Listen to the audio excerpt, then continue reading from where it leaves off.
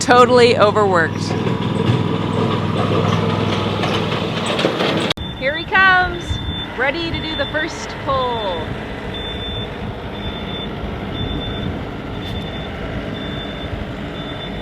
I've asked him to get as close to the blueberry bushes as possible because there's a whole bunch of weeds. And if you look in the door of the tractor, on the floor, you might see somebody.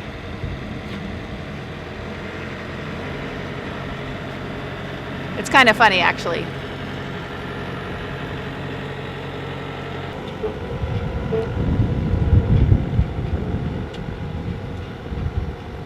I think I'm going to have him get closer to the blueberry bushes. But this is an amazing tool. It just takes the grass off, and had we had it before, I took all the sod away by hand and then put cardboard on top, and which is why someone said, your garden looks like it needs some work. And I thought, well, it does, but you can only do so much, and then you need to sleep.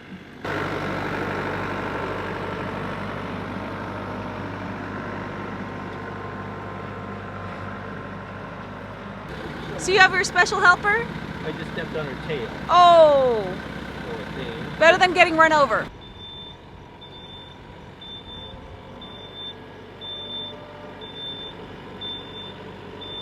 Some people have wanted a garden tour. Over there are raspberries and blueberries. And then I've got, here I've got onions and 2 4x4 bins of asparagus, strawberries, chives, some flowers, more strawberries. I've got squash and zucchini, 2 different types here, parsnips. I've got a whole bunch of different radishes there. I haven't planted anything there yet. Snow pea pods might be too late. Some more flowers. I've got sunflowers here that I need to get rid of, but you can see I also have cabbage and cole, and there's radishes and beets, and I've got broccoli and lots of lettuces. Over there, 2 more cabbage. I have not planted these yet. I think tomatoes are going to go in there. There's some mint and things there. Over here, I have got borage and dill, lots of garlic, a 4x4, flowers, more flowers, lavender, nothing, potatoes. My greenhouse is a bit of a mess, but I've got some peppers growing, and I've got lots of tomatoes, and I've got beans started, lots of garlic, cilantro, some different squashes, and different watermelons and melons. We'll see if they actually grow. I'm going to show you how to change the 3-point attachment so I never have to do it again. I might need a second showing. Okay. All right, so this is the top piece. This is the top link, I think. A hammer and a punch go a long ways. Tap this out. Now this here is adjustable, so you can adjust this until it loosens up. Go ahead and pull on that pin until it's loose. There you go. Oh, I guess I should have supported that. And then there's a very handy dandy hook here. So does this go with the PTO, or does this go with the attachment? This stays on here. No, this part. Yeah, you always put it back in the back in here. Okay. Like that. I want to make sure I put it with the right thing. There's that really nice little hook right there that keeps it out of your way when you're backing up, which I really like. Okay, so there's only 2 more attachments. So reach down on yours. There's a little pin there. Okay, so you're going to back it to those 2 points? Yeah, so this is the tiller is going to be the same thing with the addition of the PTO. Okay. So the PTO, there's a see that there's a little ball in there. See that bar? Yeah, I see the ball. See that right there? Uh-huh. That corresponds with a groove on the PTO. There's a couple different styles, but this one, you always look for the push button, or it'll have a disc around it. This will need to thread on to, the first thing we'll need to do as I back up, you pull this all the way out. Not too far, because it'll come, this is a slip joint. Okay. It'll come loose like that, but this is designed so it can fit a variety of tractors. Okay. And so what we'll do is that shaft that'll come out, I'll put it in neutral, and you can turn it with your hand, and you'll line up these splines. Meanwhile, pushing this in, you'll wiggle it in, and you'll feel it click. It'll click in. And what is it you said that I'm going to be twisting? The shaft, because you'll have to line up these splines. Okay. I'll put it in neutral, you'll be able to turn it.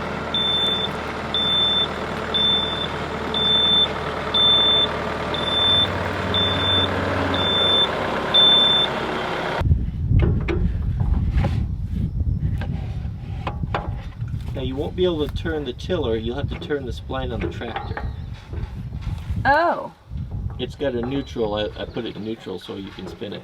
Oh, I see. It spins. Yeah. It feels like it's fitting on, but I've got to push that.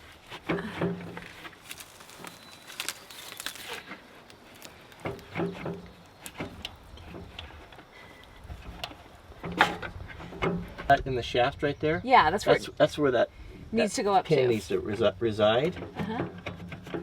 So do I have it in the right spot? And you might need, you'll just turn that, kind of turn that a little bit until you can get it, the splines lined up. Right there, see right there? Yeah. Now you can push that. So it's hard to get on even once you push it.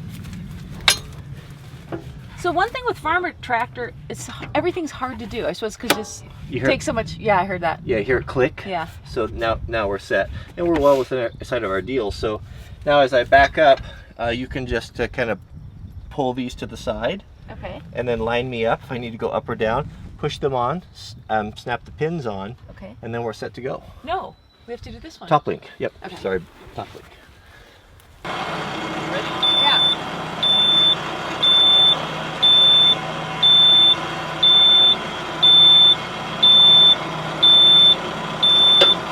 Looks like that's not it, babe, huh? Put it on.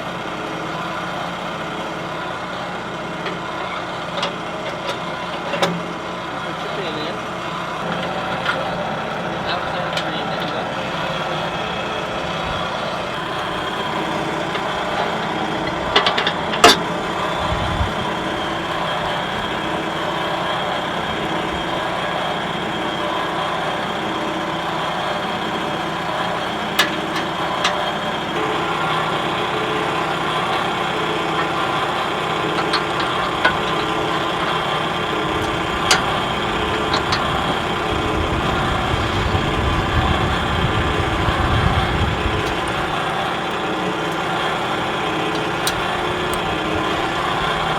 All done.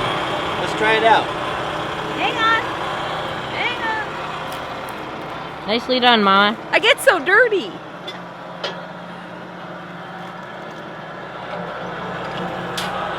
You ready to rototill?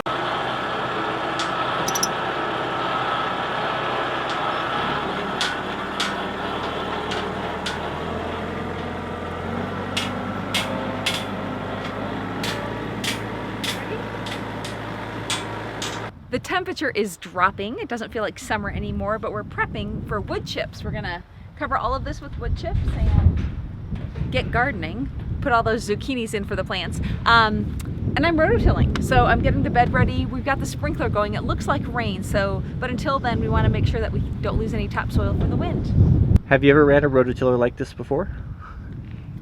This is the first time I've done the rototiller, except for these 2 passes that I just did. So it is a PTO. I don't know what else to say about it. It's wonderful. It works really easily. Cody's looking at me like I'm supposed to know more, but I don't. But it's surprisingly easy to run. I have to think though, because there's a lot of steps. So Cody says it once. I said, okay, I heard it once, but now you have to say it a second time so I can process it. All right, show us your skills. Really? So I'm gonna turn on the hose here, keep the dust down while she's doing that. We're gonna start I guess I'm letting the cat out of the bag. We're just gonna start chipping tomorrow. So we'll just keep the sprinkler on this, keep it damp so the wind doesn't blow all the topsoil away and it doesn't make so much dust.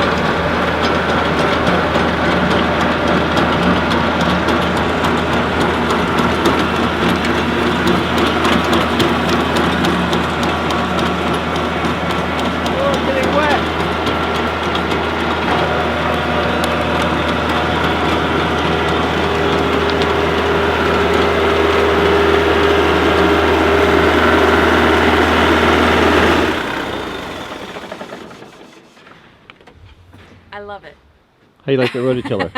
The rototiller is amazing. I can't believe we've lived this long without it. So, I can't. You know, come look at the soil. Look how soft it is. Put your hands in it. No wonder all the animals like to live in it and come up and eat my garden. This is beautiful. Man, I think I appreciate it more because we've been doing everything by hand for so many years. Yeah. Too bad we can't plant in it. And we kind of did this to kind of knock the grass down a little bit so we can put the chips on it. Well, and I'll put all my pumpkins and squash and all that kind of stuff, because if I have, 30 squash plants, I can share them, but if not, then the animals can have a couple. Burlington, Vermont. We will be in Burlington, Vermont, not this weekend, but next weekend. Would you like free tickets to the Mother Earth News Fair? We have 5 pairs to give away. If you'd like to enter for those tickets, let us know in the comments how many tickets you'd like. Would you like 1 or 2? They're weekend passes for the whole weekend, and children 17 and under are free. So if you have a large family, it's a really economical way to go, or way to spend the weekend. We invite you to come out.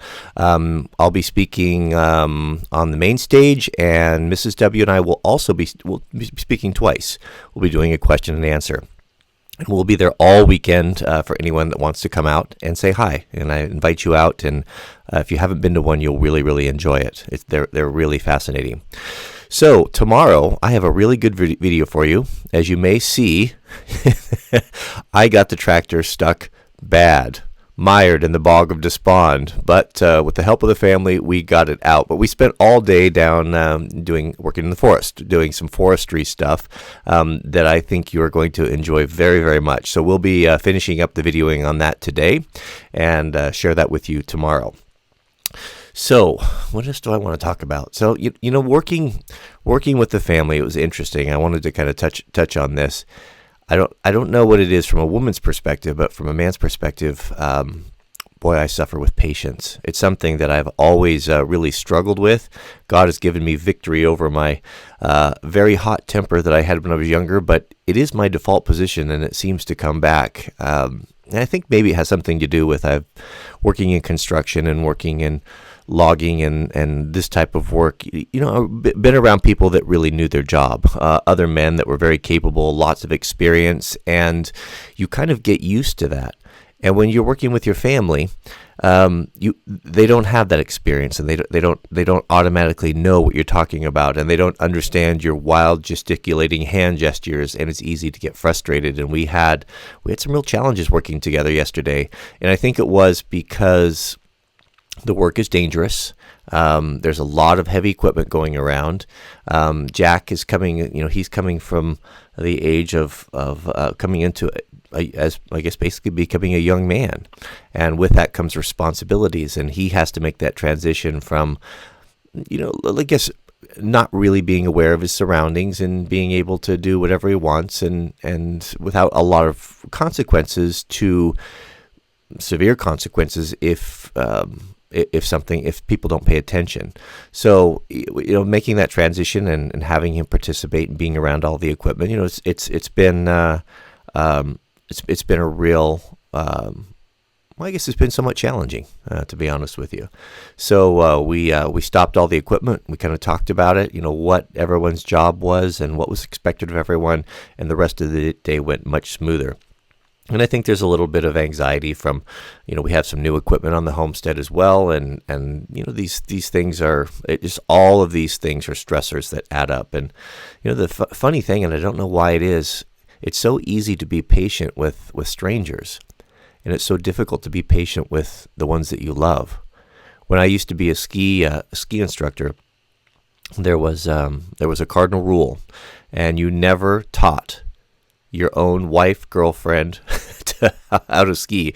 You handed that off to another person, because I don't know what it is about it. You have higher expectations of our loved ones, and you have less patience, and inevitably it's going to be a terrible experience, because it's going to end in a fight. So it's much better off to have them be taught by someone else who can have infinite patience, because they don't have that familiarity. I don't know what it is, but I think you're really going to enjoy tomorrow's video, and Well, thanks for watching. Don't forget to click the thumbs up, and we'll see you tomorrow.